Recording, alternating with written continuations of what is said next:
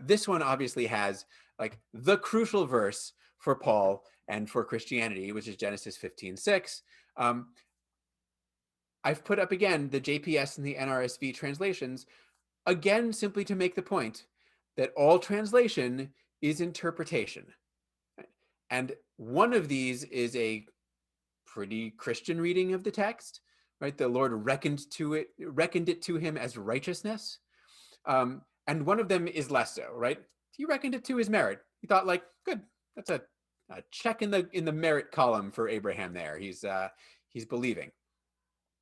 I will, while I'm here, I will point out, if you're familiar, and I imagine most of us are, with the Paul's interpretation here, which is that this is a way of saying, right, what matters is faith, right, over works, right? Abraham believed, and that was righteousness, right? That was reckoned to him as righteousness, and therefore it's the belief that matters, not the fulfillment of all of those laws.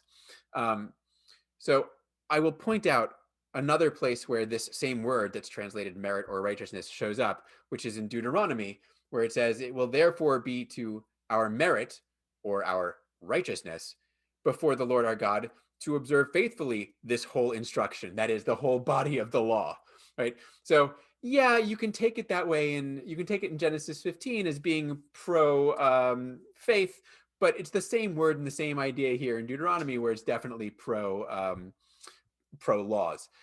All of this is just to say, in order to read this verse as promoting faith over works, you kind of have to have already decided that the laws that come later we're going to set aside.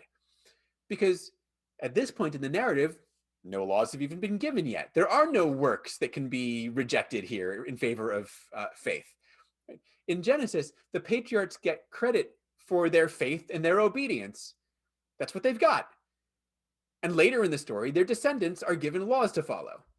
So if we say faith, yes, works, no, right? Basically, what we're saying is we're going with a story a certain way, but not all the way, right? At a certain point, we're jumping ship on the narrative, which is essentially what early Christians did, right? Following Paul. They said, yes, the narrative to a certain point, and when we start giving the laws, that wasn't us at all. But again, right, that's Christianity. That's not Genesis. And it's useful to remember the difference between those two things.